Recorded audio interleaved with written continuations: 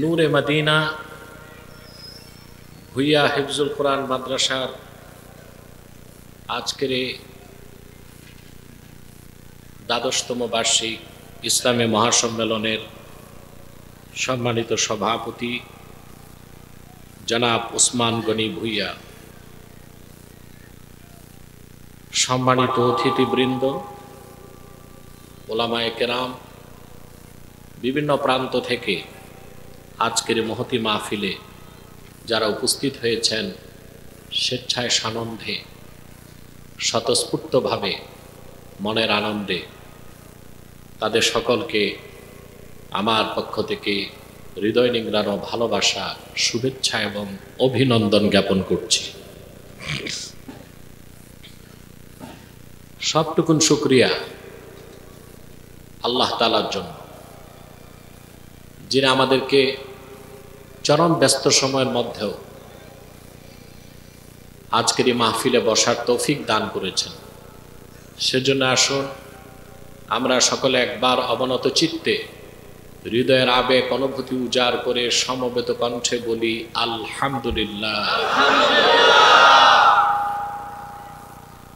অগণিত অসংখ্য দরুদ ও সালাম আল্লাহর সৃষ্টির প্রধান আকর্ষণ, বিশ্বসভার সভাপতি, সকল নবী রাসূলগণের মাথার তাজ, শামসুল হিদায়াত, বদরুদ্দুজা, সাইয়্যিদুস সাকালাইন, ইমামুল মুরসালিন, খাতামুন নবিয়্যিন আল মুরসালিন, আফতাবে নবুয়ত, শাহনশাহে রিসালাত, সরকারে দো জাহাঁ, সুলতানুল মদিনা, নবিয়ুল আম্বিয়া, হুজুরে আকরাম, নূরে মুজাসসাম, নূরুন আলা নূর, সাইয়্যিদিনা হাবিবিনা শফিঈনা মাওলানা মুহাম্মদ সাল্লাল্লাহু আলাইহি ওয়াসাল্লামের উপর আল্লাহ তাবারাকা ওয়া তাআলা যাকে আজ থেকে প্রায় ১৫০০ বছর আগে প্রেরণ করেছেন সর্বশ্রেষ্ঠ ও সর্বশেষ নবী ও রাসূল হিসেবে, যার পরে আজ পর্যন্ত পৃথিবীতে অবশ্যই কোনো প্রকার নবী কিংবা রাসূল অবশ্যই আসে নাই, অবশ্যই এখনো নাই, অবশ্যই কিয়ামত পর্যন্ত আসবে না। সম্মানিত সুধী, আপনারা যারা এখানে এসেছেন, আসার পেছনে পার্থিব, সামাজিক, আর্থিক, রাজনৈতিক কোনো স্বার্থ নাই, ঠিক কিনা?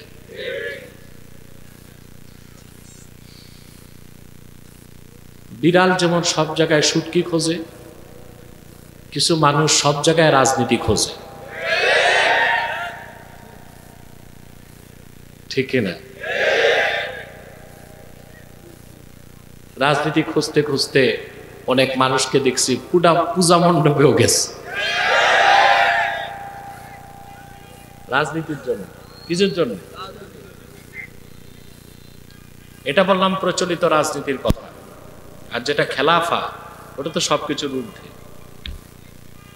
তা আমরা এখানে এসেছি পার্থিব স্বার্থে না, এসেছি আল্লাহ তার রাসূলের রেজামন্দি হাসিল করার জন্য।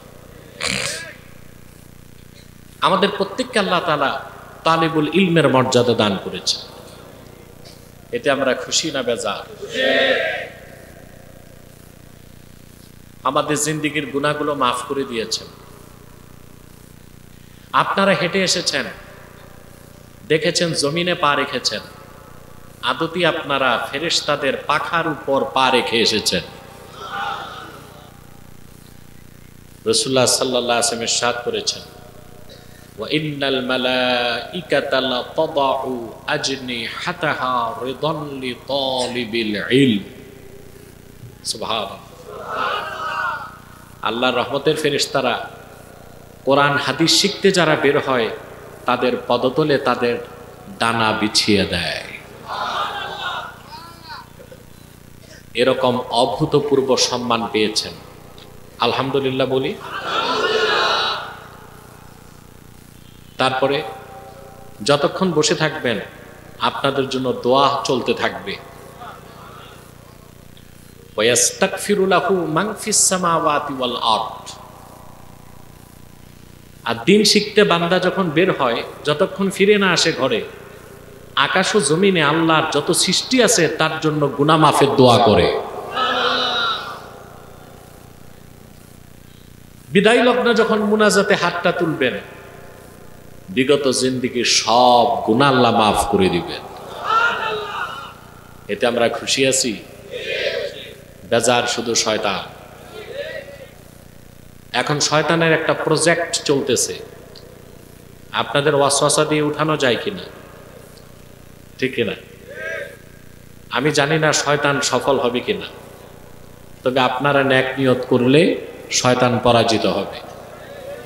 আমরা নিয়ত করব, কিছুক্ষণ পরে আজকের মোনাজাত করে গুনাহ মাফ করে নিষ্পাপ বেহেশতি আল্লাহওয়ালা হয়ে বাড়ি যেতে চাই। কারা কারা হাত তুলে আল্লাহ তাআলাকে দেখা।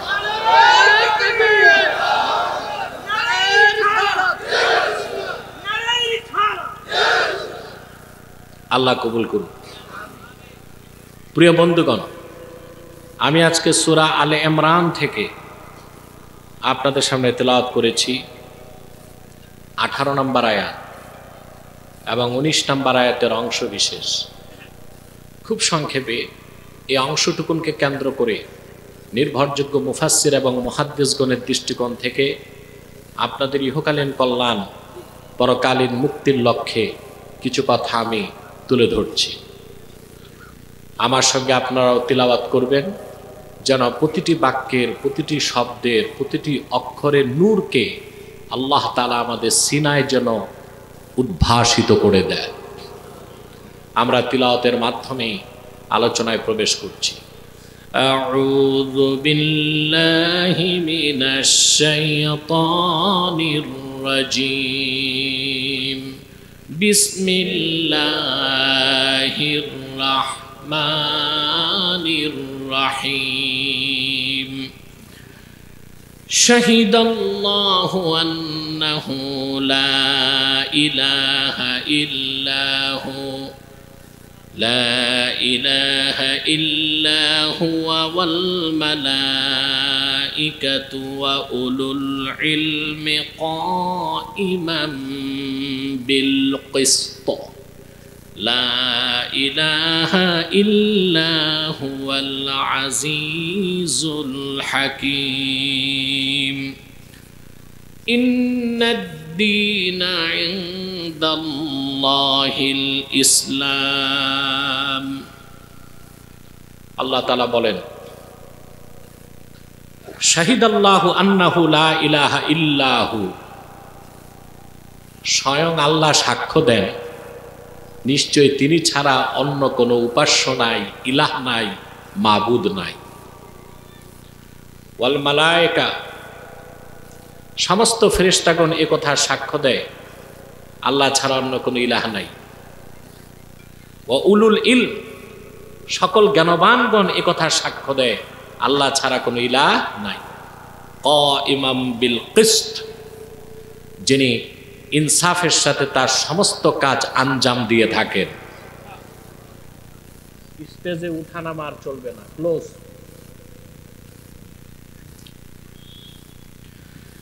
লা ইলাহা ইল্লা হুয়াল আজিজুল হাকীম, আল্লাহ ছাড়া কোনো মাবুদ নাই, তিনি আজিজ, পরাক্রমশালী বলা হয়, কিন্তু আসল অর্থ হচ্ছে যার কোনো দৃষ্টান্ত নাই, মেসাল নাই। বলেন সুবহানাল্লাহ।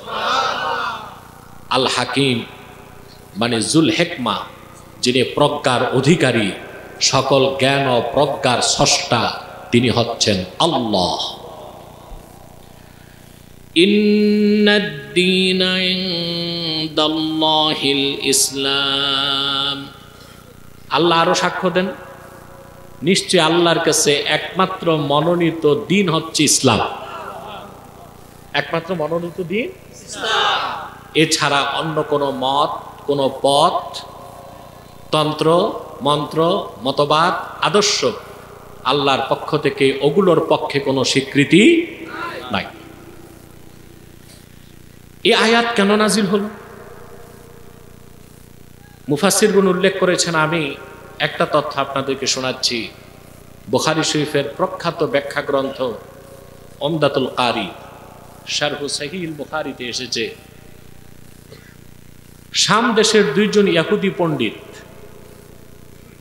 বড় মাপের ইহুদি স্কলার, ওরা শাম থেকে রাসূলুল্লাহ সাল্লাল্লাহু আলাইহি ওয়াসাল্লামের জামানায় মদিনা মুনাওয়ারাতে ঘুরতে আসছে। মদিনাতুল মুনাওয়ারার দৃশ্য দেখেই একজন আরেকজনকে বলতেছে, আমরা তো তাওরাতে বর্ণিত যে কথা আছে, আখিরি নবী মুহাম্মদ সাল্লাল্লাহু আলাইহি ওয়াসাল্লাম হিজরত করবেন যে মদিনায়, সে মদিনা মুনাওয়ারাতেই উপস্থিত আছে। তো লোকজনকে জিজ্ঞেস করলো, ভাই, আল্লাহর আখিরি নবী মুহাম্মদ সাল্লাল্লাহু আলাইহি ওয়াসাল্লাম কি হিজরত করে এসেছেন মক্কা থেকে মদিনা মুনাওয়ারায়? লোকজন বলে, হ্যাঁ, রাসূলুল্লাহ হিজরত করে চলে এসেছেন। ওরা দুইজন ইহুদি পণ্ডিত রাসূলুল্লাহর সামনে উপস্থিত হলো। ইহুদি দুইজন রাসূলুল্লাহকে বললেন, আনতা মুহাম্মদ, আপনি মুহাম্মদ? আল্লাহর হাবিব বললেন, হ্যাঁ, আমি মুহাম্মদ। আবার প্রশ্ন করলো, আনতা আহমদ, আপনার আরেক নাম কি আহমদ নাকি? রাসূলুল্লাহ বললেন, হ্যাঁ। ইহুদি দুইজন বলল, আমরা নিশ্চিতভাবে তাওরাত কিতাব থেকে জানতে পেরেছি আপনি মুহাম্মদ সাল্লাল্লাহু আলাইহি সাল্লাম আল্লাহর শেষ নবী। একটা প্রশ্ন করব, আপনি যদি উত্তর দেন এক্ষুনি আপনার হাতে হাত রেখে মুসলমান হয়ে যাব। রাসূলুল্লাহ সাল্লাল্লাহু আলাইহি ওয়াসাল্লাম বললেন, সালানি, দুজনকেই বললেন, প্রশ্ন করো। তোরা প্রশ্ন করলো, আইয়ু শাহাদাতিন আযমু ফি কিতাবিল্লাহ, আল্লাহর কিতাবে লৌহে মাহফুজে সমস্ত আসমানি কিতাবে সবচেয়ে বড় সাক্ষ্য কোনটা? গ্রেট উইটনেস, সবচেয়ে বড় সাক্ষ্য কোনটা? ইয়া রাসূলুল্লাহ, আপনি বলে দেন, আমরা মুসলমান হয়ে যাব।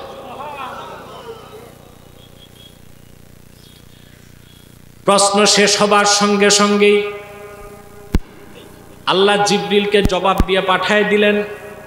আলে ইমরানের 18-19 আয়াত নাজিল হয়ে গেল।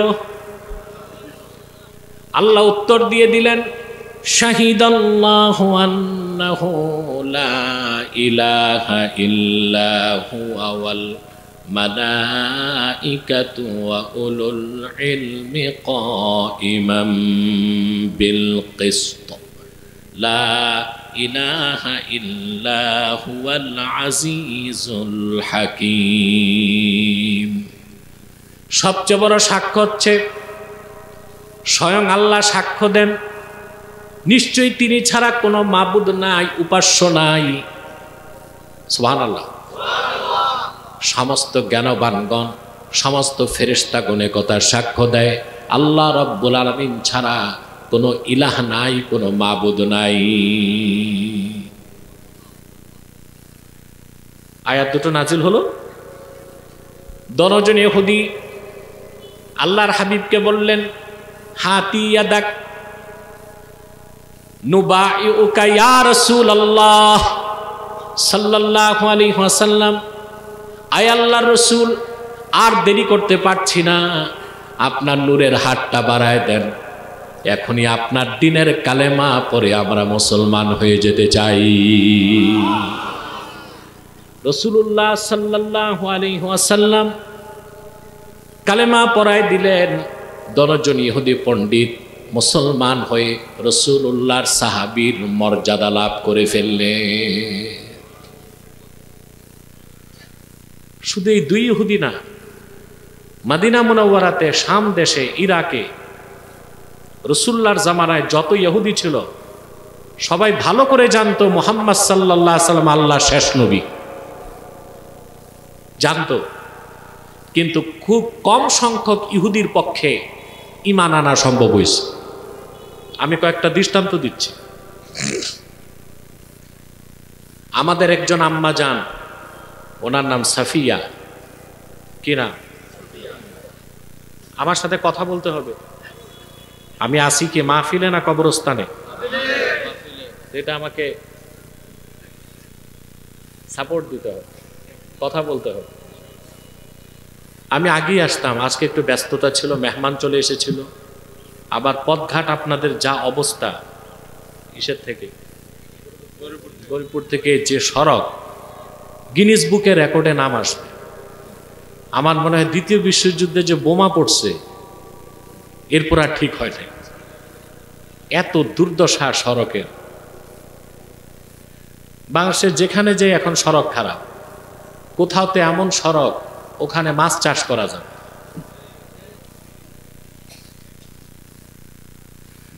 যোগাযোগ ব্যবস্থা যেই দেশে উন্নত হয় না ওই দেশ কখনো ডেভেলপ করতে পারে না। শিক্ষা, চিকিৎসা, যোগাযোগ, কটা জিনিস? শিক্ষা, চিকিৎসা, যোগাযোগ। আর এই তিন খাতে বাংলাদেশে বরাদ্দ সবচেয়ে কম, ঠিক না? সে যাই হোক, অনেক রাত পর্যন্ত বসে আছেন, আপনাদেরকে আমি বেশি রাত কষ্ট দিব না, কিন্তু ধৈর্য ধরতে হবে, ঠিক না? আর আমার সাথে কথাও বলতে হবে। প্রিয় বন্ধুগণ, আমাদের একজন আম্মা জান, ওনার নাম হযরত সাফিয়া বিনতু হুয়াই ইবনে আখতাব। হুয়াই বিন আখতাব ছিল খায়বারে ইহুদিদের সবচেয়ে বড় আলেম, সবচেয়ে বড় নেতা। খায়বার হচ্ছে মদিনা মুনাওয়ারা থেকে 170 কিলোমিটার দূরে। ওই 1500 বছর আগের ইহুদিদের দুর্গ এখনো আছে, একদম পাথর কেটে পাহাড় থেকে দুর্গ বানানো হয়েছে। আমি একবার ঘুরতে গিয়েছিলাম। হুয়াই বিন আখতাব, সে আর তার ভাই, আল্লাহ রসুল যখন হিজরত করে মদিনা শরীফ আসলেন, ওরা খায়বার থেকে আসছে আল্লাহ রসুলকে দেখতে। হাদিস সাক্ষ্য দেয়, আল্লাহর হাবিবের সব কিছু দেখার পর দুইজন ইহুদি নেতা, হুয়াই বিন আখতাব, সে তার ভাইকে জিজ্ঞেস করলো, আহুয়া হুয়া, যার কথা তাওরাতে পেয়েছি, মুসা যার কথা বলে গেছে, পূর্বের নবীগণ যার কথা বলে গিয়েছে, নবীগণের মাথার তাজ আখিরি নবী মুহাম্মদ সাল্লাল্লাহু আলাইহি সাল্লাম আগমন করবেন। আমরা তো আল্লাহর আখিরি নবী মুহাম্মদ সাল্লাল্লাহু আলাইহি সাল্লামের সামনে দাঁড়ায় আছি, তুমি কি মনে করো? ভাই তখন তার ভাইকে জবাব দিল, মুসার মালিক আল্লাহর কসম, মুহাম্মদ সাল্লাল্লাহু আলাইহি সাল্লাম তিনি আল্লাহর আখিরি নবী। এই কথাটা ফাঁস হলো কেমনে? মদিনা শরীফ থেকে যখন ফিরে গেছেন খায়বার, হযরত সাফিয়া বলেন, আমি দেখলাম আমার বাবার চেহারা, চাচার চেহারা, দোনোজনের চেহারা কালো, কানে কানে ফিস ফিস করে, আমারে শুনতে দেয় না। তখন শুনলাম বাবা চাচাকে জিজ্ঞেস করলো, আহুয়া হুয়া, মুহাম্মদ সাল্লাল্লাহু আলাইহি সাল্লাম তিনি কি আল্লাহর আখিরি নবী, যার সাক্ষাৎ পেয়েছি, যার কথা তাওরাতে এসেছে, যার কথা ঈসা বলে গেছে, যার কথা মুসা বলে গেছে, যার কথা পূর্বের 1 লক্ষ নবী বলে গেছে? তো হুয়াই বিন আখতাবকে তার ভাই সাক্ষ্য দিল, বেশক। এখন এক ভাই আরেক ভাই, ওরা তো গোত্রপতি নেতা, জিজ্ঞেস করে, এখন কি ঈমান আনবো আমরা না বিরোধিতা করব? তো ইহুদি ভাই তার ভাইকে জবাব দিল, ঈমান আনতে মন চায় না, আমরা বিরোধিতাই করব। কি রকম অভিশপ্ত পোড়া কপাল জাতি ইহুদি জাতি! রাসূলুল্লাহ সাল্লাল্লাহু আলাইহি ওয়াসাল্লাম খায়বার যেদিন বিজয় করলেন, ফজরের নামাজের পর খায়বার দুর্গ বিজয় হয়েছে। কথা বুঝতেছেন?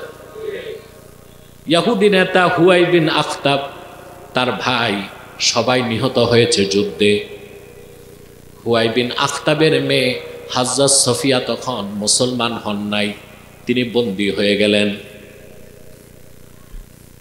হযরত সফিয়া রাসূলুল্লাহর কাছে আবেদন পাঠালেন, আল্লাহর পয়গম্বর হারুনের বংশধর আমি, অন্য কারো কাছে থাকতে চাই না।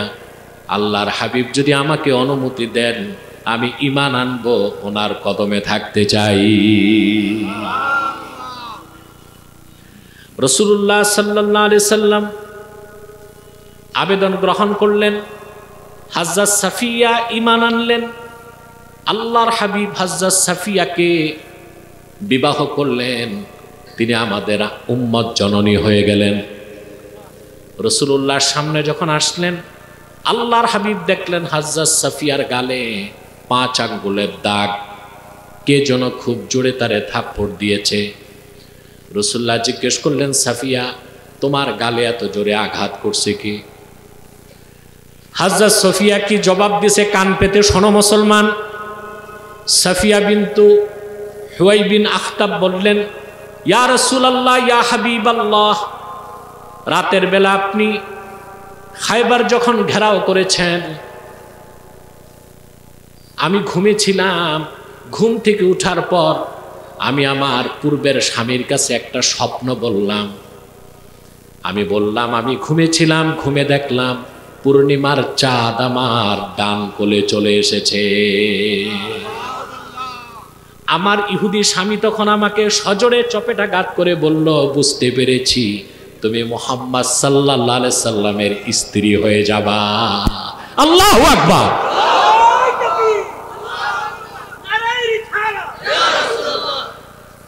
পূর্ণিমার চাঁদ দিয়ে কাকে বোঝানো হয়েছে এটা বুঝছে, কিন্তু ঈমান আনে নাই, রাসূলুল্লাহর বিরুদ্ধে অস্ত্র ধারণ করেছে। এই হচ্ছে অভিশপ্ত জাতি, ইহুদি জাতি, ঠিক না?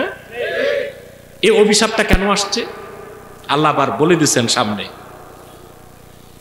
ইন্নাল্লাযীনা ইয়াকফুরুনা বিআয়াতিল্লাহি ওয়া ইয়াকতুলুনান নাবিয়্যিনা বিগাইরি হাক্কিন ওয়া ইয়াকতুলুনাল্লাযীনা ইয়া'মুরুনা বিল কিসতি মিনান নাস শিরহুম বিআযাবিন আলীম। ইন্নাল্লাযীনা ইয়াকফুরুনা বিআয়াতিল্লাহ, নিশ্চয় যারা আল্লাহর আয়াতগুলোকে অস্বীকার করে, বিশেষ করে ইহুদিরা আল্লাহর আয়াতগুলো অস্বীকার করছে না। আল্লাহর হাবিব মুহাম্মদ সাল্লাল্লাহু আলাইহি ওয়াসাল্লামের উপর ঈমান আনার কথা তাওরাতে ছিল, ওরা অস্বীকার করছে। রাসূলুল্লাহর সামনে উপস্থিত হয়ে রাসূলুল্লাহকে চিনার পর ঈমান আনে নাই, এটা ছিল তাদের সবচেয়ে বড় অপরাধ। ওয়া ইয়াকতুলুনান নাবিয়্যিনা বিগাইরি হক, আর পূর্বে তারা অসংখ্য নবীকে অন্যায়ভাবে হত্যা করেছে ইহুদিরা। ওয়ায়াকতুলুনাল্লাযীনা ইয়া'মুরুনা বিল কিসতি মিনান নাস, আর মানুষের মধ্যে যারা কিসত ন্যায়পরায়ণতার সাথে সৎ কাজের আদেশ করে, সৎ কাজের আদেশ করে ন্যায়পরায়ণতার কথা বলে, তাদেরকে তারা হত্যা করে। এই অপরাধের কারণে ইহুদিরা অভিশপ্ত হয়েছে, তাদের অধিকাংশই মুসলমান হবার সৌভাগ্য লাভ করতে পারে না। তো তাদের পরিণতি কি আল্লাহ বলে দিচ্ছে, উলাইকাল্লাযীনা হাবিতাত আ'মালুহুম ফিদ দুনিয়া ওয়াল আখিরাতি ওয়া মা লাহুম মিন নাসিরিন। এই ইহুদিদের, বনি ইসরাইলদের, ইহুদিদের দুনিয়া আখিরাতে সব পণ্ড হয়ে গেছে। কে বলছেন? ওদের দুনিয়া আখিরাতের সমস্ত আমল কি হয়েছে? বরবাদ হয়ে গেছে। ওমা লাহুম মিন নাসিরিন, ইহুদিদেরকে সাহায্য করার মতো কোনো সাহায্যকারী নাই। এখন এখানে একটা প্রশ্ন আসতে পারে নাস্তিকদের, কাদের আছে না কিছু নাস্তিক? আগে 16 বছর দেখছি বামপন্থী নাস্তিক, এখন দেখি ডানপন্থী নাস্তিক। যেগুলো কমিউনিস্ট নাস্তিক এগুলো বামপন্থী, অ্যাথিস্ট এবং লেফটিস্ট। আর এখন কিছু বুদ্ধিজীবী এগুলো হচ্ছে রাইটিস্ট, তবে অ্যাথিস্ট, নাস্তিক, ইসলাম বিশ্বাস করে না। এগুলো ছিলেন নাকি বাংলাদেশে আছে? এই দেশের অশান্তির মূলে এরাই নাকি থিঙ্ক ট্যাঙ্ক, এরাই পলিসি মেকার। কি যে পলিসি মেকিং করে দেখছেন না? 3 মাস লাগছে জাতীয় ঐক্য মৈত্য কমিশনে মিটিং করতে করতে এটার ঐক্য মৃত্যু কমিশন বানাই গেছে, এখনো এক হইতে পারেন। বুদ্ধিগুলো কই গেছে? এত বড় বড় বুদ্ধিজীবী, বুদ্ধির জোশে মাথার চুল পড়ে গেছে। বিদ্যা বুদ্ধির তো অভাব নাই, সব ক্যামব্রিজ আর অক্সফোর্ড থেকে পড়াশোনা করে আসছে। একটা দেশ মেরামত করবে, তাদের সিদ্ধান্ত নিতে 3 মাস লাগলো, 84টা বিষয় একমত হয়েছে। পয়েন্ট অফ ডিসেন্ট বা এখন তো আবার দ্বন্দ্ব চলতেছে, গণভোট হবে কি হবে না, হলে কবে হবে। পশ্চিমাদের তাবেদারি করে বিজাতির আদর্শ মেনে দেশ ঠিক করা যায় না। দেশ ঠিক করতে হলে কোরআন আর সুন্নাহর দিকে ফিরে আসতে হবে।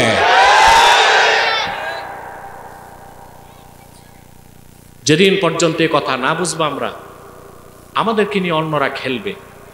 এখন খেলতেছে না? কথা বলো। আগে খেলছে ভারত, এখন খেলে আমেরিকা। আমরা এই খেলার গুটি হয়েই থাকবো, কারণ আমাদের স্বার্থ আমরা বুঝি না। আমরা করি পাওয়ার পলিটিক্স, যেমনি হোক ক্ষমতায় যাব। মা বোন বিয়ে দিয়ে হইল, পূজা মণ্ডপে যে হইল, লাগলে মূর্তিরে সাজদা করবে, তাও ক্ষমতায় যাবে। এতটা মানুষ আদর্শ থেকে বিচ্যুত হয় নাকি? সব কিছুর উপরে আমার ঈমান, আমার ইসলাম, সব কিছুর উপরে আমার কোরআন। শিরকের সাথে, কুফরের সাথে, বাতিলের সাথে আপোষ করে ক্ষমতায় যাওয়ার চেয়ে জাহান্নামে যাওয়া ভালো। সবকিছুর ঊর্ধ্বে তাওহীদ, ঈমান, ইসলাম, কোরআন সব ঠিক। তারপর আমি পলিটিক্স করব, ব্যবসা করব, চাকরি করব, পাবলিক রিলেশন মেনটেন করব, আর মূলে আঘাত, কোনো আপোষ নাই। ঠিকটা বুঝে কইছেন? কিচ্ছু মনে থাকবে না নির্বাচনের রাতে। পকেট গরম হবে, ভোট দিয়ে আসবে।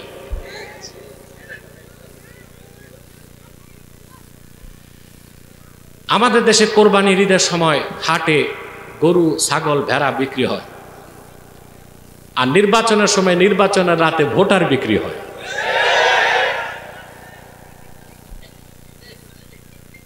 কোরবানির হাটে একটা বড় খাসি কিনবেন, 30,000 টাকা লাগবে। ঢাকায় লাগবে না 30,000 বড় খাসি? আরেক দুর্নীতিবাজ তো আগে শুনছি 14 লাখ টাকা দিয়ে খাসি কিনছিল, নামটা জানি না, ভুলে গেছি। কি একটা নাম ছিল, এক কর্মকর্তা, থাক, ওর ছেলে 14 লাখ টাকা দিয়ে খাসি কিনছে, অথচ ওর বাবার 1 বছরের বেতন 14 লাখ।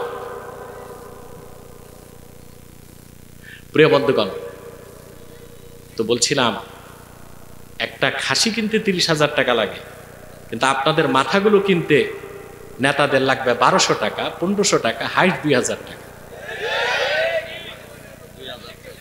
এর বেশি না। এরপরে টাকা বন্টনে আবার 3 রকম কন্ডাক্টর আছে, মেন কন্ডাক্টর, সাব কন্ডাক্টর।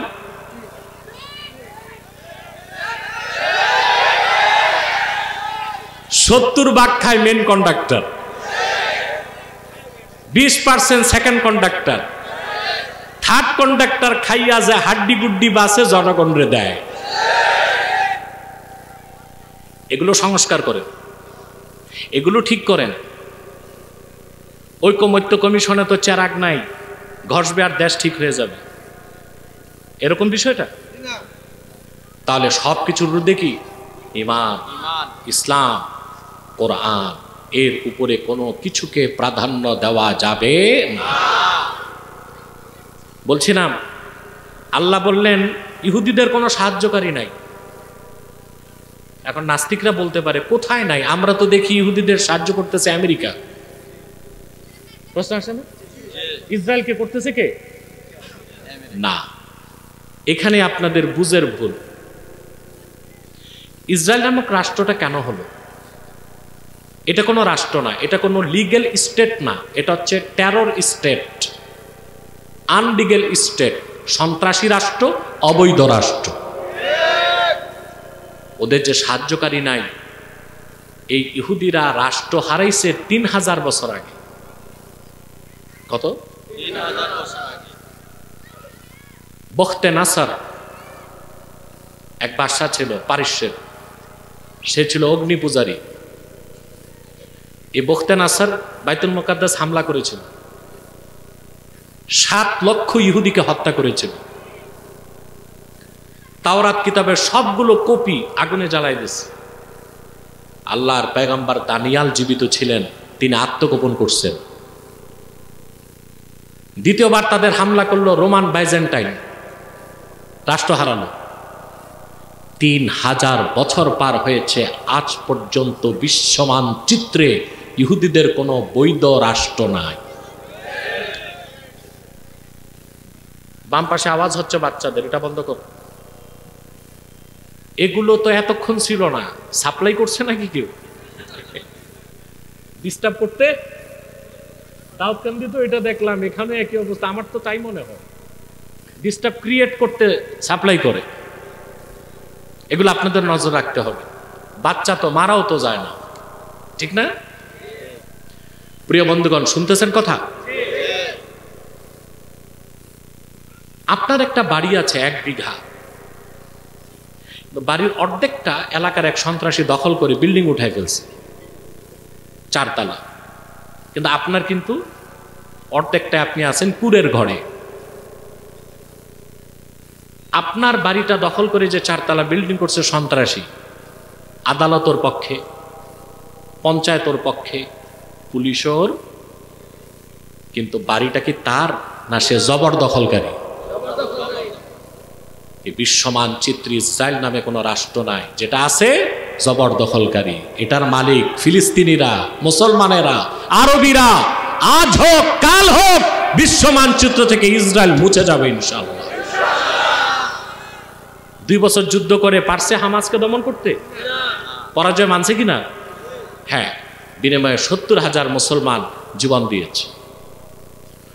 মুসলমানকে তো আল্লাহ রাব্বুল আলামিন সৃষ্টি করেছেন তার জন্য জীবন দিতে, কাফের মুশরিক ভোগ বিলাসের জন্যে, আর উম্মতে মুহাম্মাদি কোরবানির জন্যে, আত্মত্যাগের জন্যে। ঠিক কিনা বলেন? তাহলে এত সাহায্যকারী থাকার পরও বিশ্বে তাদের কোনো রাষ্ট্র? 2, ইহুদিদেরকে পশ্চিমারা সাহায্য করে না, খেলে, মুসলমানের বিরুদ্ধে কাজে লাগায়। এটা সাহায্য না, এটা হচ্ছে তাদেরকে আরো কি করা? ধ্বংসের পথে আগায় দেওয়া। 1917 সালে, ছোট্ট একটা ইতিহাস বলছি, 1914 থেকে 1918 প্রথম বিশ্বযুদ্ধ হয়েছে। এটা জানেন? 1914 থেকে 1918, 4 বছর, 14 থেকে 18। তো প্রথম বিশ্বযুদ্ধে তুরস্কে যখন অটোমন খেলাফত ছিল, অটোমনরা, ওসমানী সাম্রাজ্য, শুনছেন না? তারা বিশ্বযুদ্ধে ব্রিটেন, রাশিয়ার বিরোধিতা করছে, জার্মানের পক্ষ নিচ্ছে। তো অটোমনরা আমেরিকা ব্রিটেনকে স্যাংশন দিয়েছিল, গুলি চালাতে ট্যাঙ্ক কামানের জন্য একটা গ্লিসারিন লাগে, এটা শুধু তৈরি হতো তুরস্কে। তুরস্কের মুসলিম সরকার স্যাংশন দিয়েছে, আমি ব্রিটেনের কাছে এই গ্লিসারিন বিক্রি করব না। তোদের যুদ্ধ আর চলে? গোপনে এক ইহুদি তুরস্ক থেকে ফর্মুলা চুরি করে ব্রিটেনকে দিল, সে গ্লিসারিন বানালো, যুদ্ধ হলো। প্রথম বিশ্বযুদ্ধে জার্মান হেরে গেল। বুঝতে পারছো? 1917 সালে ব্রিটেনের পররাষ্ট্রমন্ত্রী মিস্টার বেলফোর্ড সেই ইহুদিদেরকে বলল, তোমরা যে এত বড় উপকারটা করছো, তো তোমাদের কি উপকার করবে? ইহুদিরা বলল, আমরা একটা রাষ্ট্র চাই, পৃথিবীতে আমাদের কোনো রাষ্ট্র নাই। বুঝতে পারছো? বলো কোথায় চাও? ওরা 3টা জায়গার প্রস্তাব দিছে। কয়টা? দক্ষিণ আফ্রিকা, আর্জেন্টিনা, ফিলিস্তিন। কুখ্যাত ইংরেজ, এগুলোরে গালি দেওয়ার ভাষা আমার কাছে নাই। এগুলোরে কুত্তা বললে কুত্তা লজ্জা পাবে। ওদেরকে আফ্রিকায় দিল না, আর্জেন্টিনাতেও দিল না, ওদের এনে বসায় দিল ফিলিস্তিনে, যেন মধ্যপ্রাচ্যে মুসলমান অশান্তিতে থাকে। তা আসলেই যদি ওদেরকে সাহায্য করত ব্রিটেন, তাহলে কি মুসলমানের কাছে দেয়? কারণ সেখানে তো মুসলমানের সামনে, মুসলমানের ভূখণ্ডে ইহুদিদের রাষ্ট্র কোনোদিন দাঁড়াতেই পারবে না। তাহলে আসলে কি ইহুদিদের সাহায্যকারী আছে? ওমা লাহুম মিন নাসিরিন। ইহুদিদের কোনো সাহায্যকারী নাই। আল্লাহর এই কথা চিরসত্য, মহাসত্য, ধ্রুব সত্য। বলেন সুবহানাল্লাহ। আমার প্রিয় বন্ধুগণ, রাসূলুল্লাহ নূরের জামানায় ইহুদিরা জানার পর বুঝার পরও আল্লাহর রাসূলের উপর ঈমান আনতে পারে নাই। সৌভাগ্যবান যারা মুসলমান হয়েছিল তাদের দুইজনের কথা আমি বললাম। যারা প্রশ্ন করেছিল আল্লাহর রাসূলকে সবচেয়ে বড় সাক্ষ্য কোনটা, আল্লাহ বলেছেন জবাবে, শাহিদাল্লাহু আন্নাহু লা ইলাহা ইল্লাহু। সবচেয়ে বড় সাক্ষ্য এটাই, আল্লাহ ছাড়া অন্য কোনো মাবুদ ইলাহ। এখন কিছু কথা বুঝার চেষ্টা করি। স্রষ্টা একজন আল্লাহ আছেন, এটার জন্য সাক্ষ্য লাগে না, প্রমাণ লাগে না, দলিলও লাগে না। সুবহানাল্লাহ। সৃষ্টি সবচেয়ে বড় প্রমাণ বহন করে স্রষ্টা আছে। সৃষ্টি সবচেয়ে বড় প্রমাণ বহন করে কি? স্রষ্টা আছে। বাংলাদেশের ভার্সিটিতে মাস্টার্স একটা বই পড়ানো হয় ফিলোসফিতে, দর্শনে। সাবজেক্টটার নাম হচ্ছে দ্য প্রবলেমস অফ ফিলোসফি। একটা সহযোগী বই, এটা দর্শন বিভাগে পড়ানো হয়। এখানে তথ্যটা পাবেন। সেখানে লেখা আছে ব্রিটেনের এক দার্শনিক সারা জীবন গবেষণা করে একটা তত্ত্ব দিচ্ছে। তত্ত্ব যে 3000 বছরের দর্শন গবেষণা করলে ইতিহাস থেকে এটাই আমি বুঝতে পারি যা কিছুই নাই, কিছুই, শুধু আমি আছি। কিছুই নাই, দার্শনিক বলে আমি আছি, এটা আমি দেখতেছি, আমি আছি। তারপর এটা দর্শনের ভাষায় বলে অবিরহ, কিছু প্রমাণকে হাতে নিয়ে সামনে বাড়া। তা আমি যেহেতু আছি, কোথায় আছি? এই তো সৃষ্টি জগতে আছি। তা আমি আছি, সৃষ্টি আছে। সৃষ্টি যদি থাকে অবশ্যই স্রষ্টা আছে। সুবহানাল্লাহ। আমি চিন্তা করলাম এইরকম সুন্দর কথা বেদিন কেমনে পাইব। চিন্তা করে দেখলাম এই কথাটা দার্শনিকের নয়, প্রায় 1200 বছর আগে ইমামে আজম আবু হানিফা রাহমাতুল্লাহ বলে গিয়েছেন, মান আরাফা নাফসাহু ফাকাদ আরাফা রাব্বাহু। যে নিজেকে চিনল সে তার স্রষ্টা, তার রব আল্লাহকে চিনল। স্রষ্টা আছেন, এটার জন্য কোনো প্রমাণ লাগবে। তিনি যে এক, এটা সাক্ষ্য লাগবে, প্রমাণ লাগবে। এই সাক্ষ্য দিতে এসেছেন 1 লক্ষের উপর নবী। সুবহানাল্লাহ বলতে এত কৃপণতা কেন? আল্লাহ এক, এই সাক্ষ্য দিতে কতজন পয়গম্বর আসছেন? 1 লক্ষের উপর নবী আসছেন। 104টা কিতাব ও সহিফা আসছে। সুবহানাল্লাহ। তা আল্লাহ এক, এর চেয়ে মহাসত্য কথা আছে? প্রিয় বন্ধুগণ আমার, আদম থেকে শুরু করে ঈসা পর্যন্ত লাখের উপর পয়গম্বর সাক্ষ্য দিয়েছেন আল্লাহ এক। সবাই আল্লাহর কথা কানে শুনেছেন, চোখে কেউ দেখেন নাই। আখিরি নবী মুহাম্মদ সাল্লাল্লাহু আলাইহি সাল্লাম 1500 বছর আগে সাক্ষ্য দিয়েছেন আল্লাহ এক। তিনি আল্লাহর কথা কানেও শুনেছেন, আল্লাহকে চোখেও দেখেছেন। না দেখে সাক্ষ্য আর দেখে সাক্ষ্য পার্থক্য আছে? লাখের উপর পয়গম্বর সাক্ষ্য দিয়েছেন লা ইলাহা, জোরে, সবাই আল্লাহর কথা শুনছেন।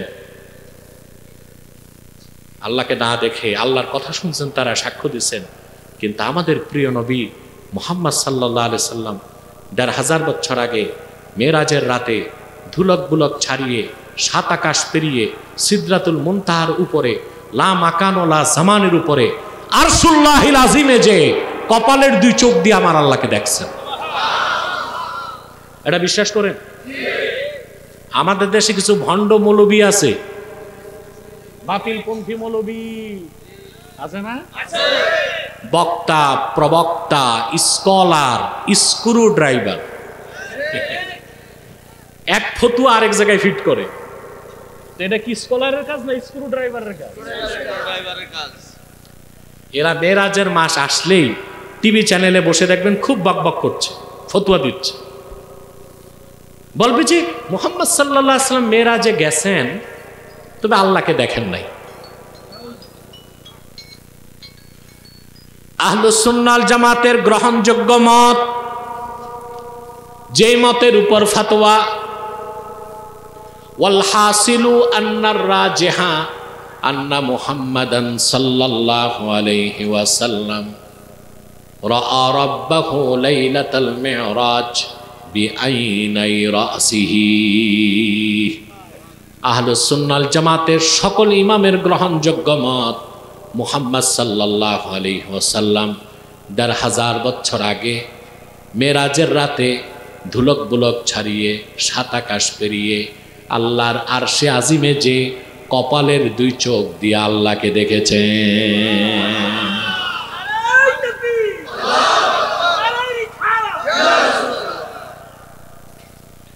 ফোনগুলো বন্ধ রাখেন আপনারা প্রিয় বন্ধুগণ। তা লাখের উপর নবী রাসূল সাক্ষ্য দিয়েছেন আল্লাহ এক না দেখে। প্রিয় নবী সাক্ষ্য দিয়েছেন আল্লাহ এক, কানেও শুনছেন আল্লাহর কথা, চোখেও আল্লাহকে দেখছেন। সেজন্য কি এ কথা বলা যায়? অবশ্যই বলা যায়।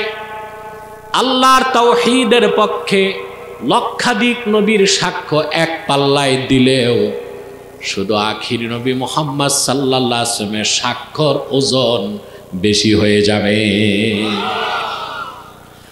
লাখের উপর নবী রাসূল সাক্ষ্য দিয়েছেন, সমস্ত ফেরেশতারা সাক্ষ্য দেন, জ্ঞানবানগণ সাক্ষ্য দেন। আল্লাহর আখিরি নবী মুহাম্মদ সাল্লাল্লাহু আলাইহি ওয়াসাল্লাম ১৫০০ বছর আগে সাক্ষ্য দিয়েছেন। যার সাক্ষ্যর চেয়ে বড় কোনো সাক্ষ্য নাই, সেটা হচ্ছে আন্নাহু লা ইলাহা ইল্লাহু, তিনি আল্লাহ, তিনি এক, ওনার কোনো শরীক। তাওহীদ বিশ্বাস করেন? আল্লাহ এক, আল্লাহর একত্বে কারো শরীক। এই তাওহীদের সম্পূর্ণ বিপরীত কনসেপ্ট হচ্ছে শিরক। আমরা শিরক বিভিন্নভাবে করি। মূর্তি পূজারীরা শিরক করে মূর্তির মাধ্যমে, ঠিক না? বস্তুবাদীরা শিরক করে বস্তুর মাধ্যমে। প্রকৃতি পূজারী যারা সূর্যচন্দ্রের পূজা করে, তারা আল্লাহর সাথে শিরক করে প্রকৃতির মাধ্যমে। আবার যারা আল্লাহর বিধানকে বাদ দিয়া আইন এবং সংবিধানের সম্পূর্ণ কর্তৃত্ব মানুষের হাতে দিয়ে দেয়, তারা শিরক করতেছে আইনের মাধ্যমে। শিরক ৮ প্রকার। কয় প্রকার?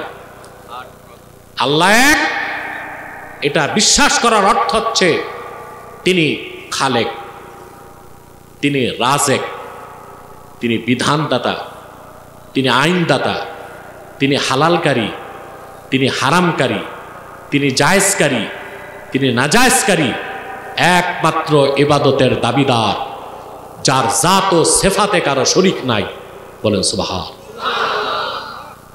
শুধু আপনি মুখে লা ইলাহা ইল্লাল্লাহ কালেমা পড়লেন, তাতেই তাওহীদের বিশ্বাস আসবে না। অথবা আজকে যে সবকটা দিচ্ছি, যে আমরা কোনো অবস্থায় শিরকের গুনায় লিপ্ত হব না, আল্লাহর সাথে কাউকে শরীক করব না, আল্লাহর সাথে কাউকে শরীক করব না। মনে রাখবেন মুসলমান, কোন ব্যক্তি যদি জেনে হোক না জেনে হোক, আমল নামায় যদি একটা শিরকের গুনাহ পাওয়া যায়, কুফরের গুনাহ পাওয়া যায়, তার জীবনের সমস্ত আমল বরবাদ হয়ে যাবে, সে কোনোদিন জান্নাতে প্রবেশ করতে পারবে না। কোরআনুল কারীমে আল্লাহ তাআলা বলেন, মান ইউশরিক বিল্লাহি ফাকান্নামা খাররা মিনাস সামাই ফাতাখতাফুহু তৈরু আও তাহওয়ি বিহির রিহ আও তাহওয়ি বিহির রিহু ফি মাকানিন সাহিক। যে লোক শিরক করল, ফাকান্নামা খাররা মিনাস সামা, সেজন্য আকাশ থেকে পড়ল। তাখতাফুহু তায়র, পাখি যেন তারে ছো মারে। আও তাহওয়ি বিহির রিহু ফি মাকানিন সাহিক, আর বাতাস যেন তাকে ঝাপটা মেরে দূরবর্তী জায়গায় ফেলে দেয়। সারা জীবনের নামাজ, রোজা, হজ, যাকাত একদিক, একটা শিরক, একটা কুফরের গুনাহ যদি আপনার দ্বারা হয়, সব বরবাদ হয়ে যাবে। আপনি রাসূলুল্লাহর উম্মত থেকে খারিজ হয়ে যাবেন, বেহেশতে যাবার কোনো সম্ভাবনা থাকবে না। আমার ভাইয়েরা, তাওহীদের বিশ্বাস, এদিক তাকান। আমি জানি রাত বেশি, অধৈর্য হবেন না, মাথাটাও নাড়বেন না। শয়তানের খপ্পরে যারা পড়বে তাদেরকে তাদের অবস্থায় ছেড়ে দেন। আমরা তো মুনাজাত করে উঠব, এবং একটু পরেই ধৈর্য রাখতে হবে। আল্লাহর তাওহীদের বিশ্বাস, রাসূলুল্লাহর রিসালাতের বিশ্বাস, যার অন্তরে একবার চলে যাবে, সে ঈমান আনার পরে যদি তার মৃত্যু হয়, আল্লাহ রাব্বুল আলামিন বিনা আযাবে সে লোকটাকে জান্নাত দিবেন, 1 সেকেন্ডের জন্য জাহান্নাম তাকে দিবেন না। আবু দাউদ শরীফের হাদিস, রাসূলুল্লাহ সাল্লাল্লাহু আলাইহি ওয়াসাল্লামের কাছে মদিনাতুল মুনাওয়ারায় এক ইহুদি যুবক আসতো, সাহাবায়ে কেরামের সাথে বসতো, রাসূলুল্লাহ নূরের চেহারার দিকে তাকায় থাকতো, মনোযোগ দিয়ে কথা শুনতো, কিন্তু ঈমান আনতো না। কোন কোন বর্ণনায় আসছে রাসূলুল্লাহর প্রতি এত তাজিম ছিল তার, আল্লাহ রাসূল যখন জুতা খুলে রাখতেন, জুতা মুবারক নিয়ে এসে বুকে লাগায় রাখত। কিছুদিন পর দেখা গেল সে আর আসতেছে না। সাহাবায়ে কেরামকে রাসূলুল্লাহ সাল্লাল্লাহু আলাইহি ওয়াসাল্লাম জিজ্ঞেস করলেন, ওই যুবকটা কোথায়? সাহাবায়ে কেরাম বললেন, ইয়া রাসূলুল্লাহ, ইয়া হাবিবাল্লাহ, সে মৃত্যুর যন্ত্রণায় ছটপট করছে, মনে হয় আর আপনার কাছে আসতে পারবে না। রাহমাতুল লিল আলামিন, বিশ্ব মানবতার মহান কাণ্ডারী নূর নবীজি মুহাম্মদ সাল্লাল্লাহু আলাইহি ওয়াসাল্লাম সাহাবায়ে কেরামকে বললেন, চলো আমরা যুবকটাকে তার বাড়িতে যেয়ে দেখে আসি। সুবহানাল্লাহ। তখনও যুবকটা কি ছিল? ইহুদি ছিল, ঈমান আনে নাই। আল্লাহ রাসূল যে মানবতা শিক্ষা দিয়েছেন, এর চেয়ে বড় মানবতা আর হতে পারে? পারে? আপনি হিন্দু, বৌদ্ধ, খ্রিস্টান, অমুসলিম তাদেরকে মানবিক সাহায্য করতে পারবেন। খাবার নাই খাবার দিবেন, ঘর নাই ঘর দিবেন। হিন্দুর ঘরে যদি আগুন লাগে পানি দিয়ে নিভাই দিবেন, মানবিক সহযোগিতা করা যাবে। কিন্তু অমুসলিমদের শিআরে মিল্লাত, ধর্মীয় কোনো কাজে ন্যূনতম সমর্থন জানানো যাবে না। এটা কুফর। এটা কি? শুধু মূর্তির সামনে সাজদা করলেই শিরক না। ওমান রাদিয়া বিল কুফরে ফাহুয়া কাফের, ফতোয়া বাজ্জাজিয়াতে এসেছে। কোন কুফরি কাজকে যে সমর্থন দিল সেও কাফের হয়ে যাবে। কঠিন বিষয় না? মানবিক সাহায্য এক বিষয়, আর ধর্মীয় কাজে সহযোগিতা আরেক বিষয়। সাহাবায়ে কেরামকে নিয়ে আল্লাহর হাবিব সাল্লাল্লাহু আলাইহি সাল্লাম মদিনা মুনাওয়ারাতে ইহুদির বাড়িতে উপস্থিত হয়ে গেছে। যুবক আল্লাহর হাবিবকে দেখে শোয়ার থেকে বসে গেছে, তার চোখ থেকে পানি পড়তেছে। যুবকটিকে আল্লাহর হাবিব বললেন, শোনা হে যুবক, তুমি বহুদিন আমার খেদমতে সময় দিয়েছ, আমাকে ভালোবেসেছ, শ্রদ্ধা করেছ, মনোযোগ দিয়ে আমার কথা শুনেছ, কিন্তু তুমি তো ঈমান আনো নাই। কাল কিয়ামতের দিন হাসর ময়দানে আমি তোমার কোনো উপকার করব না। তুমি ঈমান আনো নাই।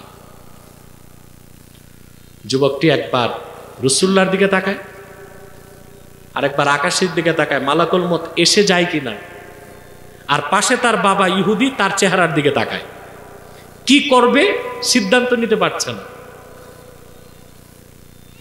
যুবকের বাপ ইহুদি আপন সন্তানকে লক্ষ্য করে বলল, কলিজার টুকরা সন্তান, আমার দিকে তাকায়ও না, আকাশের দিকেও তাকায়ও না, আতে আবাল কাসেম সাল্লাল্লাহু আলাইহি ওয়াসাল্লাম, তুমি দ্রুত দেরি না করে আল্লাহর হাবিব আবুল কাসেম মুহাম্মদ সাল্লাল্লাহু আলাইহি সাল্লামের উপর ঈমান এনে না। রাসূলুল্লাহ সাল্লাল্লাহু আলাইহি সাল্লাম নূরের হাত বাড়ায় দিলেন। যুবকটি আল্লাহর হাবিবের হাতে হাত রেখে ঈমান এনে মুসলমান হয়ে গেল। সুবহানাল্লাহ বলবেন না? আল্লাহর হাবিব সাল্লাল্লাহু আলাইহি ওয়াসাল্লাম সাহাবায়ে কেরামকে নিয়ে মসজিদ নববীতে আসার সঙ্গে সঙ্গে শুনলেন এই মাত্র ঈমান এনেছে যে যুবক সে ইন্তেকাল করেছে। রাসূল করিম সাল্লাল্লাহু আলাইহি ওয়াসাল্লাম সাহাবায়ে কেরামকে বললেন, দ্রুত যাও, তারে গোসল দাও, কাফন পরাও, আমি নিজে তার নামাজি ইমামতি করব। যুবক সাহাবীকে গোসল দেওয়া হলো, কাফন পরিধান করানো হলো। লাশ নিয়ে সাহাবায়ে কেরাম যাচ্ছেন জান্নাতুল বাকির দিকে, জানাজার পর দাফন হবে। কি সৌভাগ্য ছিল চিন্তা করে দেখেন। হযরত ওমর রাদিয়াল্লাহু তাআলা আনহু বলেন, আমি আল্লাহর হাবিবের পাশে হেঁটে যাচ্ছিলাম, লক্ষ্য করে দেখলাম আল্লাহর হাবিব জানাজা পড়াতে যখন যাচ্ছিলেন পুরা পা মোবারক জমিনে রাখতেছিলেন না। আল্লাহর রসুল দুই পায়ের বুড়া আঙ্গুলের উপর ভর করে হেঁটে যাচ্ছিলেন। জানাজার পর আমি জিজ্ঞেস করলাম, ইয়া রাসূলুল্লাহ, ইয়া হাবিবাল্লাহ, কিছুক্ষণ আগে মুসলমান হয়েছে যে যুবক, তার জানাজার নামাজ পড়াতে গেলেন, পুরা পায়ের তালু মাটিতে কেন রাখেন নাই? আল্লাহর হাবিব বললেন, মা কাদারতু আন আদা বাতিনা কদামাই মিন কাসরাতিল মালায়েকা। এই যুবকটার জানাজায় মদিনা মুনাওয়ারায় এত বেশি ফেরেশতা নেমে এসেছে, পুরা পায়ের তালু মাটিতে রাখার জায়গা আমি পাই নাই।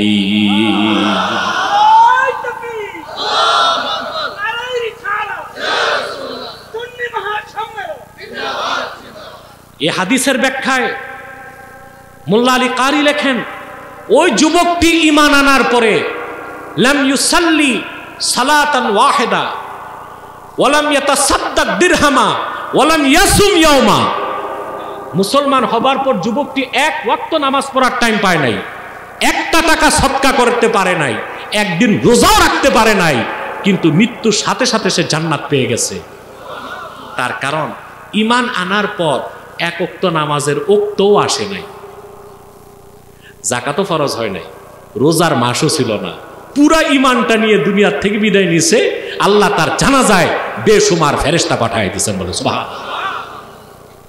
তাওহীদ, রিসালাত, এই কালেমার মৌলিক বিশ্বাস হৃদয়ে লালন করতে হবে, মুখে স্বীকার করতে হবে। আল্লাহর সাথে কাউকে শরীক করা যাবে না, কোনো কুফর করা যাবে না। মনে থাকবে মুসলমান। রাজনীতির নামে সেরেক হয় বাংলাদেশে, সংস্কৃতির নামেও সেরেক হয়। কথা বলেন, সংস্কৃতির নামে সেরেক কোনটা জানেন? এই যে আপনারা 21শে ফেব্রুয়ারি, আপনারা বলা ঠিক না, পস্তর পূজা করেন, ফুল নিয়া নগ্ন পদে ফজর নামাজ না পড়ে, অজু নাই, সব যে শহীদ মিনারে পুষ্প স্তবক অর্পণ করে, জাতীয় স্মৃতিসৌধে সবাই যে নীরবতা পালন করে, কেন? ভাষা শহীদরা ওখানে শুয়ে আছে, কবর আছে ওদের।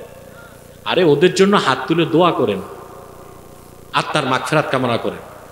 আপনি যে সংস্কৃতি লালন করছেন এটা হিন্দুয়ানি সংস্কৃতি, তা সংস্কৃতির নামে সেরেক করতেছেন। আপনারা রাজনীতির নামেও সেরেক করতেছেন। কথা বলেন। যেমন গণতান্ত্রিক পদ্ধতিতে আপনি যাকে সংসদ সদস্য বানাচ্ছেন সে হচ্ছে আপনার আইন প্রণেতা। তারা আইন প্রণেতারা মিলে সংসদে একটা বিল পাশ করল, সে আইনটাকে আপনি মানতেছেন, এটাও এক প্রকার শিরক। আইন দেবার মালিককে? মানুষ মানুষের আইন মানতে পারে না। এই হারাম সংবিধানটাকে একটা কথা দিয়ে হালাল বানানো যায়, শিরক থেকে বাঁচা যায় যদি সংবিধানের শুরুতে এতটুকু লিখে দেওয়া হয়, বাংলাদেশ সংবিধানের মূল উৎস হবে কোরআন আর সুন্নাহ। শিরক থেকে বেঁচে যাবে, শিরক থেকে এটা লিখবেন তো দূরে থাক। সংবিধানে এতদিন ছিল রাষ্ট্রের মূল নীতি মহান আল্লাহর প্রতি আস্থা ও বিশ্বাস। এটা বাদ দেওয়া হবে। কি করা হবে? কেন বাদ দেওয়া হবে? এটা 1977 সালে, কত সালে? 30শে মে একটা গণভোট হয়েছিল। আপনাদের অনেকের জন্ম হয়নি 77 সালে। আপনার জন্ম তো হয়নি, আমারও জন্ম হয়নি, আমার 78-এ। বুঝেন নাই? 1977 সালে একটা ভোট দিছিলেন না? হা না কথা বলেন। জিয়াউর রহমান সাহেব থাকতে 19 দফা, কত দফা? 19 দফা। এইগুলো বিএনপির মানুষও ভালো করে পড়ে না, ইতিহাস রাজনীতিটাও বুঝতেছে না। 77 সালে জিয়াউর রহমান 19 দফা উঠেছিলেন, হানা ভোট নিছিলেন। এই 19 দফার পরে সংবিধানে পরিবর্তন আনছিলেন জিয়াউর রহমান। তিনি প্রথম সংবিধানে লিখছেন বিসমিল্লাহির রহমানির রহিম, এবং রাষ্ট্র পরিচালনার মূল নীতি হবে সর্বশক্তিমান আল্লাহর উপর বিশ্বাস ও আস্থা। বর্তমান যে সনদ হইছে, কয় মাস লাগছে? 8 মাস না 9 মাস? 9 মাসে ওনাদের মিটিং এ চা বিস্কিট নাস্তার খরচ হয়েছে 53 লাখ টাকা, 50 লাখ টাকা। কত? প্রায় 55 লাখ টাকা চা বিস্কুট খাইছে।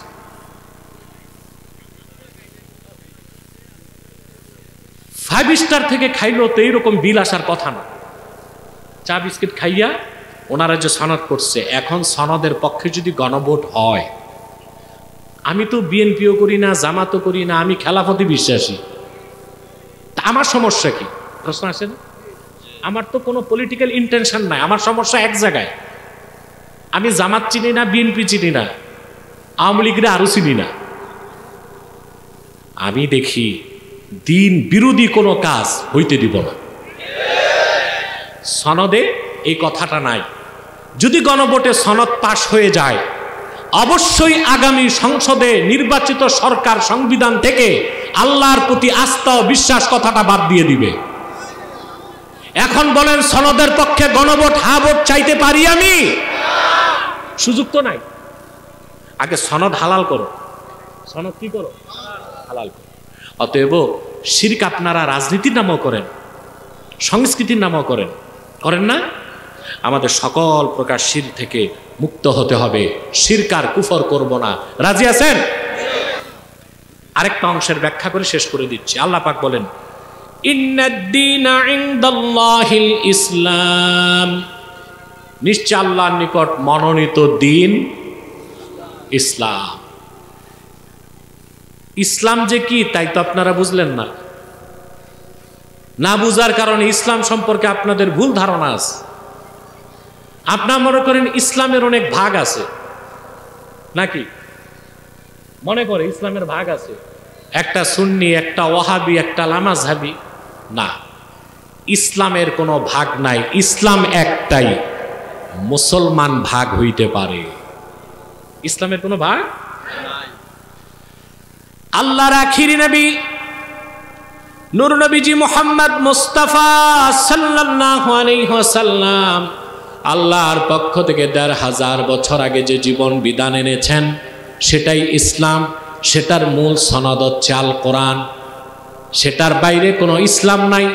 পলিটিক্যাল ইসলাম, রেডিক্যাল ইসলাম, সুফিবাদী ইসলাম নামে ইসলামের কোনো ভার্সন, কোনো প্যাটার্ন কোনো মুসলমান খুঁজতে পারে না। এটা কাফের, মুশরিক, মুনাফিকের কাজ। ইসলামের কোনো ভার্সন, কোনো প্যাটার্ন, ইসলাম একটাই। মুহাম্মদ সাল্লাল্লাহু আলাইহি সাল্লাম আল্লাহর পক্ষ থেকে যে দ্বীন এনেছেন সেটাই ইসলাম। সেটার মূল সনদ হচ্ছে আল কোরআন। ইসলামের ভাগ হয় না, মুসলমান ভাগ হইতে পারে। ইসলাম কখনো পরাজিত হয় না। অনেকে ডায়লগ দিতেছে, আমাদেরকে ভোট দিলে ইসলাম বিজয়ী হবে। আরে বাবা, ইসলাম তো ১৫০০ বছর আগেই বিজয়ী হয়ে গেছে। বলো আমাদেরকে ভোট দিলে ইসলামপন্থীরা বিজয়ী হবে? এতটুক জ্ঞান নাই, কি দিয়া মৌলবী হইছ? স্কলার হইলা কি দিয়া? ইসলামই তো চিনলা না। ইসলামের বিজয় হয়ে গেছে ১৫০০ বছর আগে। বিজয় হতে পারে কাদের?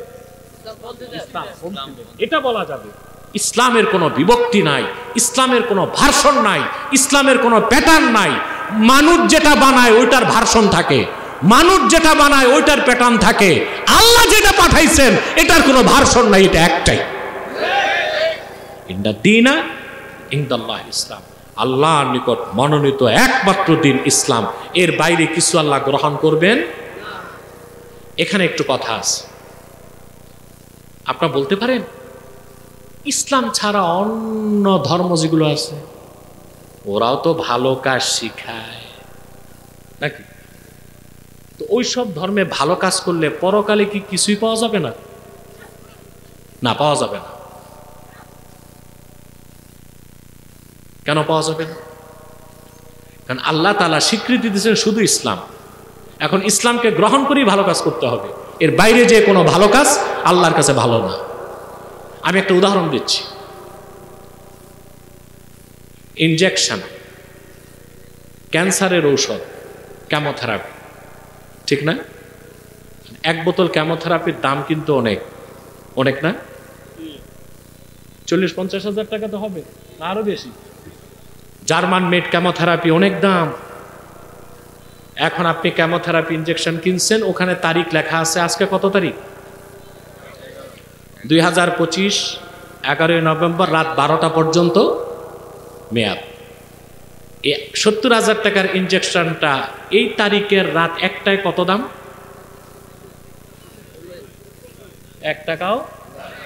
ওই কেমোথেরাপি নিলে রুগী বাঁচবে না, তাড়াতাড়ি মারা যাবে। মুসা নবী আল্লাহর কাছ থেকে দিন এনেছিলেন, ঈসা নবীর আগমনে সেই দিন রিজেক্ট হয়ে গেছে। ঈসা নবী দিন এনেছিলেন, পরবর্তীতে আখিরি নবী মুহাম্মদ সাল্লাল্লাহু আলাইহি সাল্লামের আগমনের মাধ্যমে ঈসা নবীর দিনও রিজেক্ট হয়ে গেছে, মুসা নবীরটাও রিজেক্ট হয়ে গেছে। আর কোনো দিন, কোনো ধর্ম আল্লাহ স্বীকৃতি দিবেন না, শুধু ইসলাম, একমাত্র ইসলাম, কেবল ইসলাম। ঠিক না? এর বাইরে কিছু নাই। আমাদের দেশে কিছু লোক একটা সুন্দর স্লোগান দেয়, no east no west, Islam is the best. চমৎকার স্লোগান, কিন্তু একটু ফাঁক আছে। কি আছে? পশ্চিম না পূব না, ইসলাম সেরা, এতটুক বললে হবে না। তাহলে বোঝা যায় সেরা সারা আরো কিছু না। Islam is the best, Islam is the last, Islam is fully completed by Allah. ইসলামী শুরু, ইসলামী শেষ, ইসলামী পরিপূর্ণ। এর বাইরে আর কোন মত, বিশ্বাস, আদর্শকে আল্লাহ স্বীকৃতি দিবেন না। শুধু মুহাম্মদ সাল্লাল্লাহু আলাইহি সাল্লামের আনিত দিন ইসলামটাই আল্লাহর কাছে স্বীকৃত, মনোনীত দিন। এর বাইরে কোনো কিছুকে আল্লাহ স্বীকৃতি দিবেন না। মনে থাকবে এই কথা। আল্লাহ যেন আমাদেরকে কবুল করেন, মঞ্জুর করেন। বলুন আল্লাহুম্মা আমিন। সাদাকাল্লাহুল আযীম ওয়া সাদাকা রাসূলুহুন নবিয়ুল কারীম ওয়া নাহনু আলা যালিকা মিনাশ শাহিদিন ওয়াশ শাকিরিন আলহামদুলিল্লাহি রাব্বিল আলামিন। হ্যাঁ, অনেক রাত হয়ে গেছে, আর কষ্ট দিচ্ছি না। এই মুনাজাতে রেখে বসেন। আসুন আমরা মুনাজাতের মাধ্যমে আজকে বিদায় নিচ্ছি। আল্লাহ যেন আমাদেরকে কবুল করেন, মঞ্জুর করেন। বিদায় লগ্নে আমি কয়েকটা কথা বলবো, শুনতেছেন?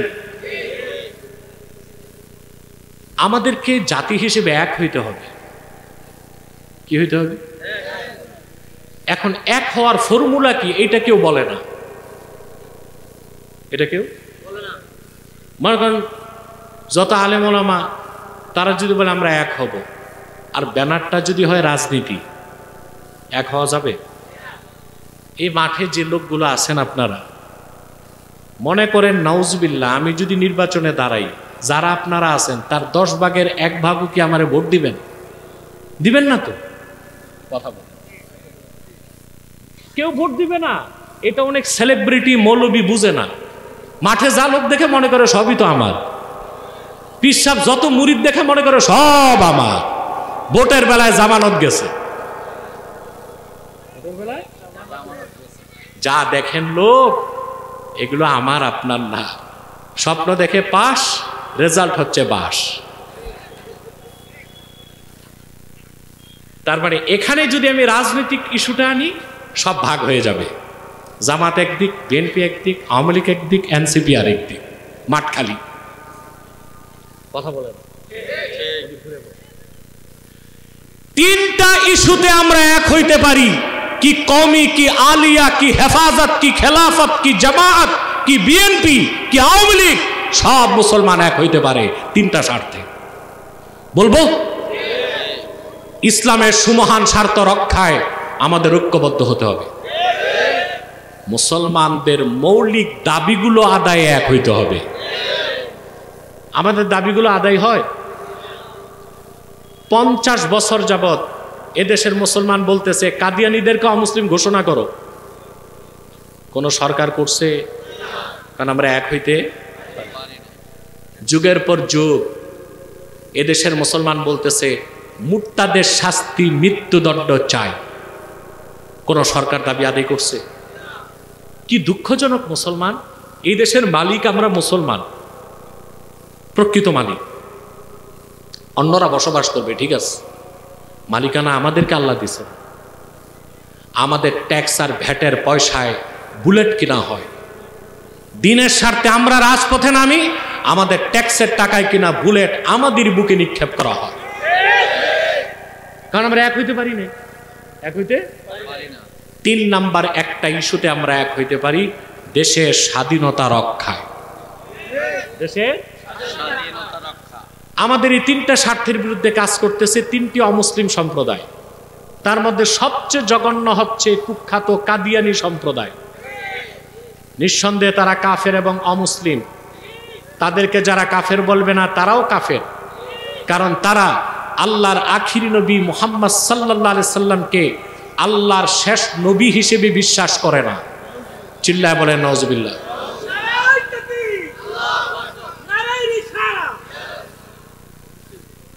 তারা মনে করে না, বন্ধ করতে আমি বলি নাই, স্লোগান বন্ধ করতে বলি নাই, পরে দিবে। প্রিয় বন্ধুগণ, এই কুখ্যাত কাদিয়ানীরা বিশ্বাস করে 1857 সালে কোরআন শরীফ বাজেয়াপ্ত হয়ে গেছে। এখন বলেন তারা শুধু কাফের না, ইহুদিদের চেয়ে বড় কাফের। কিন্তু মানুষকে তারা ধোঁকা দেয়। মুসলমানদের মতো দাড়ি রাখে, টুপি লাগায়, নাম রাখে। তাই বলে কি মুসলমান হবে? দাড়ি রাখলে কেউ যদি মুসলমান হইতো, তো রবি ঠাকুরের চেয়ে বড় মুসলমান কে হইতো? সে কি মুসলিম ছিল না অমুসলিম? টুপি লাগালে মুসলমান হওয়া যায়?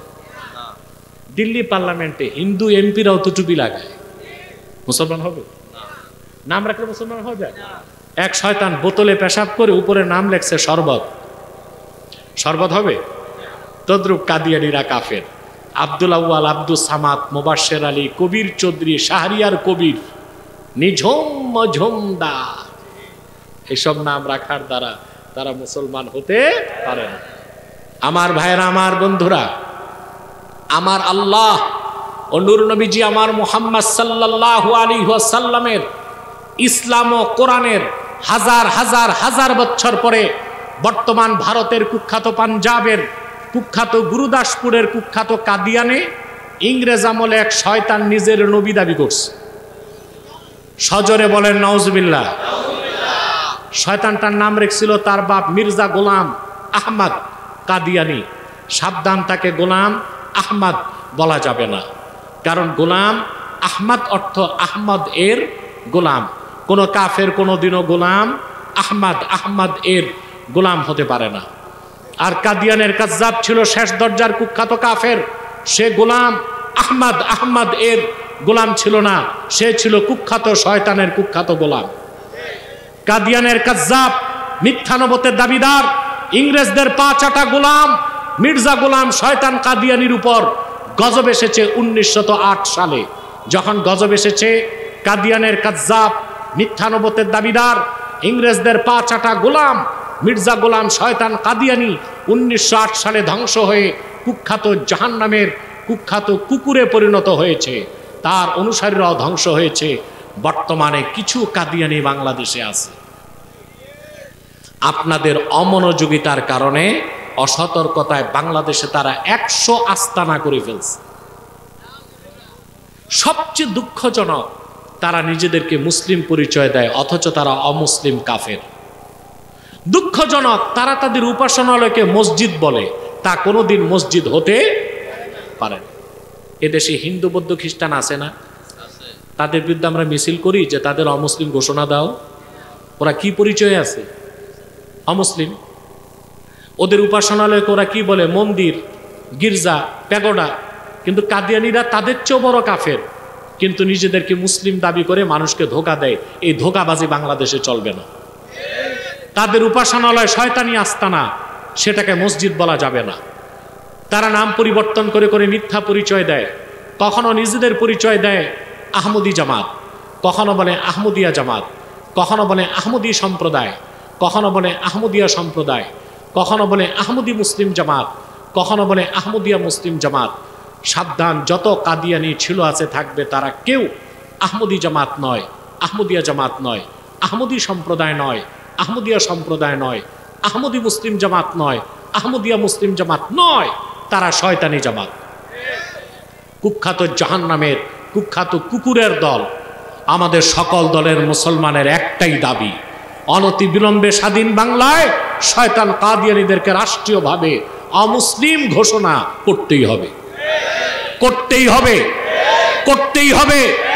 এই দাবি আদায় যদি জান ও মাল দেবার ডাক আসে, কারা কারা প্রস্তুত আছেন হাত তুলে?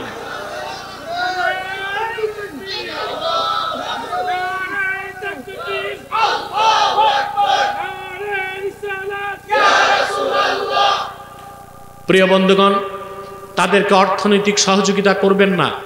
করেন, জি করেন।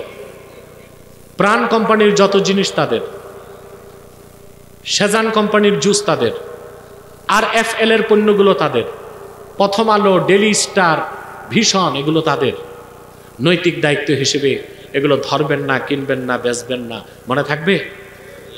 আরেকটি অমুসলিম সম্প্রদায় মাথা চারা দিছে, এটার নাম হিজবুত তাওহীদ। এটা ইসরায়েলের তেল আবিব থেকে পরিচালিত। তারা স্বীকার করতেছে আমাদের ভার্সিটির ছাত্রদেরকে, হিজবুত তাওহীদ।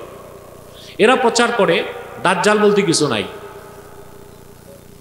দাজ্জাল বের হবে কিনা? এই কথা কেন বলে জানেন?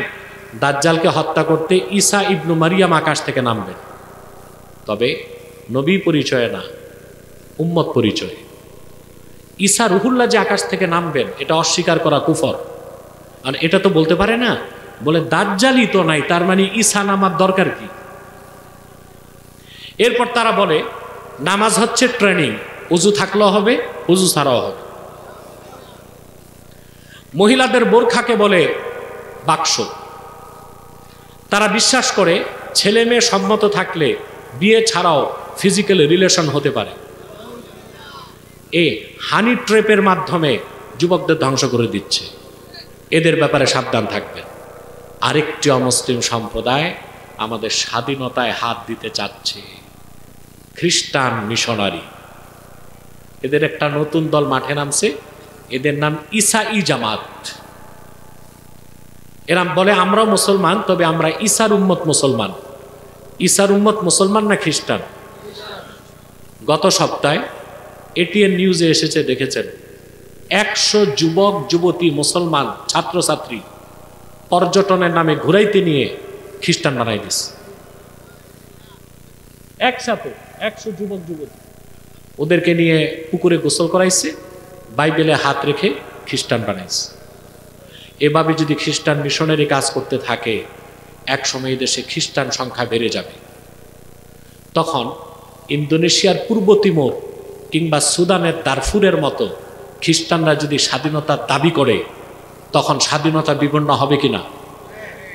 এবং আমেরিকার মাস্টার প্ল্যান হচ্ছে পার্বত্য চট্টগ্রামকে মাইনাস করে একটা খ্রিস্টান রাষ্ট্র সে বানাবে। হতে দিবেন? নিজেরা ঝগড়া করে। 5 তারিখের আগে সব একসাথে ছিলেন, 5 তারিখের পর ত্রিমুখী লড়াই শুরু হয়েছে। লক্ষণ খারাপ। আসুন, রাজনৈতিক স্বার্থে এক না হলেও দেশের স্বাধীনতার স্বার্থে এক হই।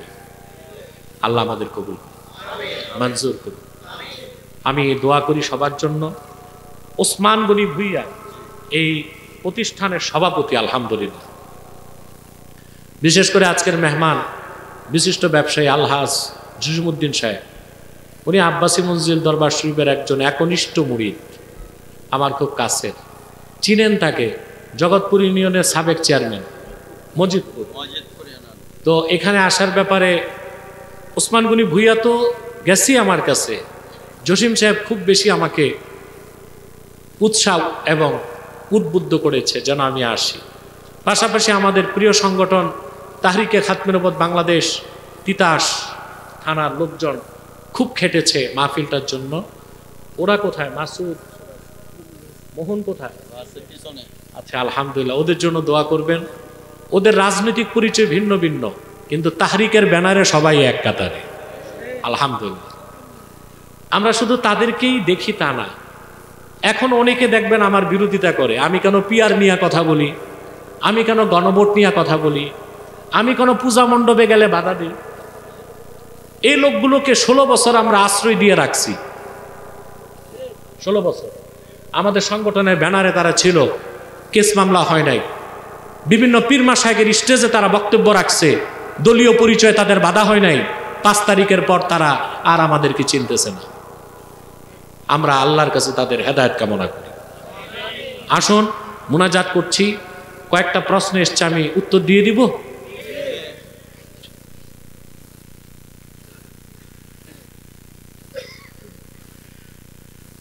আমাদের মসজিদের ইমামরা গানের সুরে মিলাদ শরীফ পড়ায় না। ডাক্তারের ছেলে যদি পড়াশোনা না করে ডাক্তারি করে, রুগী মরবে না বাঁচবে? তো পীরের ছেলে যদি মূর্খ হয়, সে যদি উত্তরাধিকার সূত্রে পীর হয়, তো মুরিদদের 12টা বাজায় দিবে।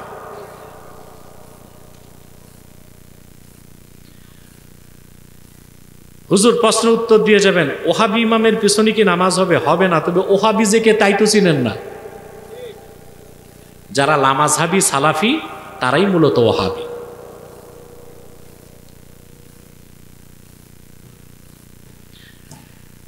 নূর নবীজি মুহাম্মদ সাল্লাল্লাহু আলাইহি ওয়াসাল্লাম বলে গিয়েছেন যে এক মুসলমান আর এক মুসলমানের ভাই। বর্তমান সমাজে এক এক পীরের মুরিদরা তাদেরকে পীর ভাই বলে। এক পীরের মুরিদরা অন্য পীরের মুরিদদের মন থেকে ভালোবাসে না, কখনো তর্কে জড়ায়। এটা তো ভাই হীনমন্যতা। পীরের মুরিদ হইলেই পীর ভাই হবে না, মুসলমান হিসেবে ভাই হবে। এটা মৌলিক পরিচয়। আল্লাহ রাসূল সাল্লাল্লাহু আলাইহি ওয়াসাল্লামের দিনকে বাদ দিয়ে মানব ধর্ম নামের নতুন মতবাদ প্রচলনের ইচ্ছা চলছে। হ্যাঁ, এ ব্যাপারে আমি তো আপনাদেরকে আগেও বলেছি যে ইন্টারফেথ মতবাদ, আন্তধর্মীয় মতবাদ, একটা মতবাদ ইহুদিরা চালু করছে। মানে আপনি আস্তিক থাকবেন কিন্তু মুসলিম হবেন না। এটাকে বলা হয় আব্রাহামিজম। কি বলা হয়? মানে হযরত ইব্রাহিমের উত্তরসূরি যারা যে ধর্মরই হোক, তাদের একটা ধর্ম হবে, এই ধর্মের নাম হবে মানব ধর্ম। এটা নিঃসন্দেহে একটা কুফুরি কথা। এই মতবাদ যারা প্রচার করছে তারা কাফের, মুসলিম হতে তারা পারে না। শুধু লা ইলাহা ইল্লাল্লাহ বিশ্বাস করে মুসলমান হওয়া যাবে না।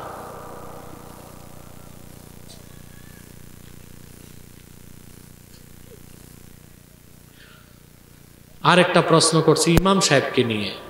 এখন ইমাম সাহেব আসলে যেই কথা লিখছে, এই অপরাধটা যদি তার না থাকে, আমার কাছে তো সাক্ষী নাই। দেখা যাবে আমি ফতুয়া দিয়ে গেলাম, কালকে ইমামের চাকরি নাই। এটা জুলুম হবে না? না। এই প্রশ্ন যেটা করেছেন আমাকে, সুস্পষ্ট সাক্ষ্য প্রমাণের ভিত্তিতে লিখিত দিলে আমি লিখিত উত্তর দিব। আপনি দেখেন, হয়ে গেছে।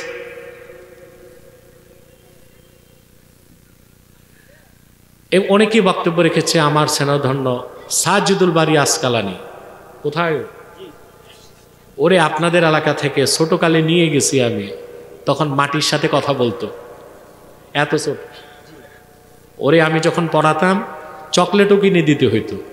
চিন্তা করেন কত ছোট ছিল। পড়াশোনা করছে আলহামদুলিল্লাহ, এখন স্বনামধন্য আলোচক। দোয়া করবেন আল্লাহ যেন লোভ থেকে